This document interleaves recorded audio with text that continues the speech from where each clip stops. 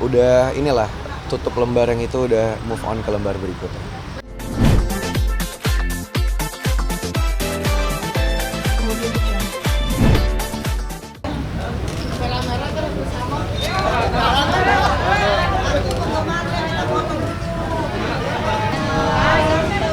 Waduh, rame banget nih.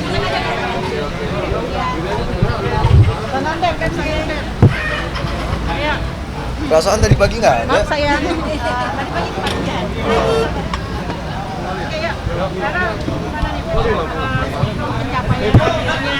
Kemarin sempat udah bikin rumah baru besar. Apakah itu juga adalah satu pencapaian seorang viral yang akhirnya bisa membahagiakan mama, papa, mami? Ya, alhamdulillah rumah akhirnya yang di Jakarta udah jadi.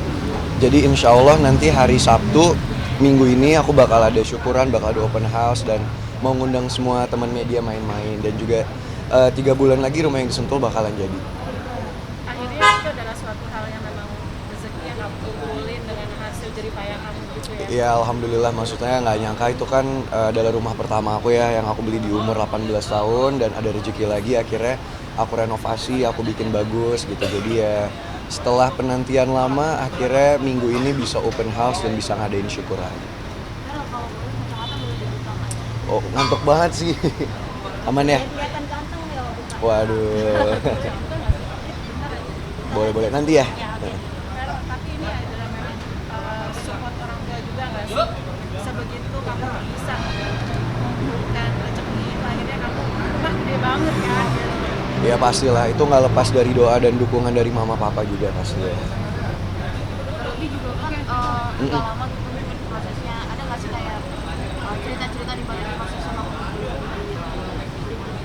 Iyalah, jadi rumah itu sangat-sangat berkesan buat aku karena itu adalah pencapaian pertama aku pada saat aku umur 18 tahun, dan pada saat itu tuh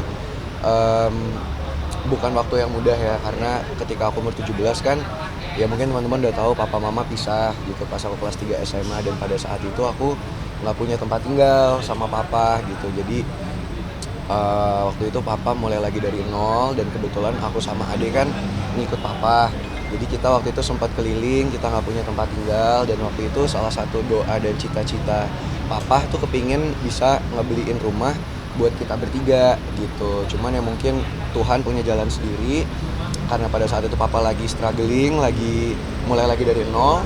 Tiba-tiba aku dapat tawaran syuting, dapat tawaran main sinetron, dapat tawaran main film, dan siapa sangka malah setahun kemudian rezekinya lewat aku, dan malah aku yang bisa beli rumah yang sekarang aku tinggalin gitu. Jadi tadinya rumah yang di Jagakarsa itu papa yang nge-DP-in, papa yang mau beli gitu. Cuman karena waktu itu banyak hambatan, banyak cobaan, akhirnya ya ternyata dari aku rezekinya.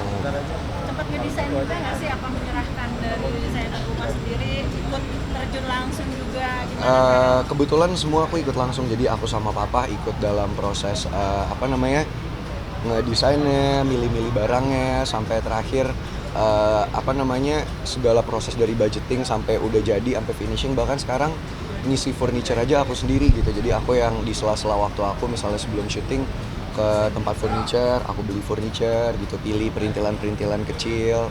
Ya sampai minggu ini bisa open house, itu bener-bener proses yang panjang dan melelahkan ya.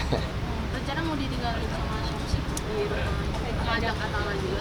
Kebetulan emang sekarang Atala tinggal sama aku. Jadi dari dulu emang setelah mama papa pisah kan Atala tinggal sama aku. Cuman ya mungkin nanti ya buat rumah aku berkeluarga lah, karena kan itu rumah buat masa depan aku nanti, buat sama istri, sama anak-anak. Kepingin kenapa belinya juga di Jakarta sama di Sentul. Jadi yang di Jakarta dekat rumah mama, yang di Sentul dekat rumah papa, jadi bisa adil. Kapan mau tepatin sama pasangannya tuh? Pasangannya dulu ya, ditunggu ya, nanti makanya doain semoga secepatnya lah bisa mendapatkan pasangan yang pas dan bisa ke jenjang yang lebih serius lagi. Ada belum sih? Untuk saat ini sih aku yang dekat udah ada gitu, cuman ya kita lihat nantilah, doain aja.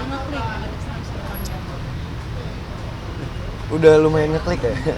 Ya maksudnya saya udah cocok karena kenal udah lama juga gitu, cuman kita sama-sama kan udah di umur 25 tahun ya, jadi kalau pacaran tuh udah gak kepingin pacaran yang main-main atau cuman yang cinta monyet yang ntar putus atau gimana. Jadi ketika misalnya nanti udah pacaran ya kepingin udah langsung serius ke nikah gitu. Jadi untuk saat ini masih PDKT lah. Katanya postingan kamu lebih susah main golf atau susah depan mantan. Oh enggak, kalau itu emang lucu-lucuan aja sih itu buat caption Instagram. Emang masih susah depan mantan. Jujur sempet sih ada waktu itu momen dia susah lupain mantan gitu. Cuman kan apa ya, waktu berjalan udah cukup lama juga dan kita masih berhubungan baik juga. Jadi sama mantan-mantan semua masih bersahabat gitu. Bahkan sering ngasih support, masih sering chattingan, sering ketemuan. Jadi ya udah inilah, tutup lembar yang itu, udah move on ke lembar berikutnya. Banyak juga netizen nih yang kemarin kan trending kan pengen jadi istri Vero, dan banyak juga yang ngehalu gitu jadi istri kamu bakal foya-foya ini. Sumpah itu nggak nyangka juga sih ya, maksudnya namanya sekarang sosial media bisa beritanya apapun, kadang-kadang baik, kadang-kadang buruk. Jadi ya aku fokus ke yang baik-baik aja. Kayak kemarin mungkin salah satu bentuk kesolidan fanbase aku ya, fans aku kompak dan solid banget dan aku salut dan berterima kasih sama mereka gitu. Sampai tiba-tiba trending di Twitter sampai nomor 1 ya, terus berapa 6 jam ya, itu aku juga nggak nyangka tiba-tiba ada apa nih gitu, kok tiba-tiba rame diomongin ini, terus tiba-tiba rame hashtag itu. Jadi ya seneng aja dan bersyukur aja lah. Kalau tadi punya target dalam artian punya kategori nggak sih? Kriterianya seperti apa gitu kan? Nggak muluk-muluk sih ya, yang pasti kalau untuk pasangan kepingin yang deket dan sayang sama keluarga aku. Kalau soal kerja dan segala macem ya aku insya Allah bisa menafkahi dan bisa menghidupi keluarga gitu. Cuman yang pasti ya bisa mensupport aku, bisa jadi support system yang baik, dan yang paling penting kita bisa menjadi sebuah tim yang bisa mendukung dan mendorong satu sama lain untuk menjadi pribadi dan juga pasangan yang lebih baik lagi. Tapi dari Kak Vero sendiri, bener nggak sih kalau misal nanti calon istri gitu ya, kalau udah sah gitu, kakak sendiri mengayomi istri itu mau apa aja kasih kalau dari kakak Punya prinsip bahagia seperti apa gitu? Ya mungkin aku nyontoh dari papa kali ya, yang aku lihat dari dulu papa tuh dari sama mama dan sekarang sampai sama Bunda Sarni. Papa adalah sosok laki-laki yang menurut aku panutan dan idola aku banget, karena papa adalah tipikal yang bener-bener berusaha setengah mati buat keluarga gitu. Bahkan nggak ada aja akan papa ada-adain buat keluarga gitu. Jadi itu adalah salah satu hal yang aku contoh dan aku lihat dari papa. Selain kesabarannya ya, papa bener-bener orang yang paling sabar. Aku nggak pernah sekalipun ngelihat papa marah gitu. Dia bener-bener sayang dan memanjakan dan cinta banget sama anak-anak dan istrinya gitu. Dan aku kepingin menjadi sosok bapak seperti itu entar suatu saat nanti. Bapak tuh adalah role model dirimu juga ya dalam artian. Aku dan Atala sih bener-bener ya sosok bapak yang ya aku bersyukur banget bisa punya bapak seperti papa. Tapi kenapa sih Kak Vero sama kakak gitu bisa dibilang kekompakannya tuh kuat banget adik kakak? Kompak mungkin karena dari kecil kita bareng-bareng, dan ditambah lagi mungkin 8 tahun terakhir ini kita kan emang tinggal bareng-bareng. Jadi semenjak papa mama pisah dan papa udah berkeluarga lagi, sekarang mama juga udah berkeluarga lagi, kita kompak, aku sama Atala, kita gimana pun caranya harus jadi anak-anak yang bisa membanggakan keluarga, yang gak merepotkan. Dan dulu kan sempat ada ya masalah lah kalau misalnya aku lebih ke papa, ntar mama ngerasa gimana, ntar aku lebih ke mama, ntar takutnya papa kesepian gitu. Jadi biar adil ya kita tinggal berdua gitu. Dan salah satu yang bikin aku sama adik aku kompak adalah karena kita emang apa-apa berdua gitu. Di saat yang pada saat itu cukup sulit, yang kita punya adalah satu sama lain gitu. Jadi makanya itu kita kompak banget. Vero, kalau soal cewek sendiri kan kakak juga pernah bawa ke utang Mama Vena tuh yang kemarin bawa Natasha Shafira gitu kan. Sampai tahu loh namanya. Dan fans juga bilang ini benar nggak sih kata gitu, mungkin Kak Vero bisa klarifikasi. Kalau Latasha kebetulan dia adalah sahabat aku dari SMP.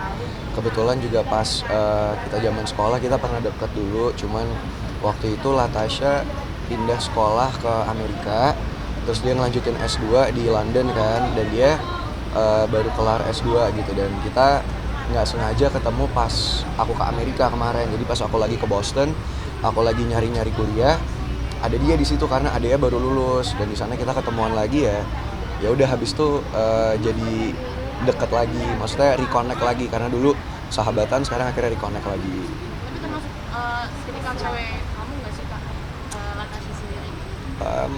Dia sahabat yang sangat baik ya. Bahkan pas aku lagi dijahit kemarin pas aku luka, dia nemenin, bukan nemenin sih, bahkan dia yang pesenin dokternya gitu. Jadi mungkin kalau dia nggak pesenin dokternya mungkin aku udah infeksi kali ya, karena aku tipikal yang cuek kan, maksudnya aku kepingin ke dokternya tuh nanti aja lah, tunggu hari Senin. Itu kejadiannya hari Jumat kan, jadi ya dia bookingin dokternya di hari Sabtu, akhirnya aku dijahit, alhamdulillah sekarang udah oke. Yang terakhir dari aku Wanti Maria kan sempat lihat di vlog SMA Kak. Siapa? Wanti Maria.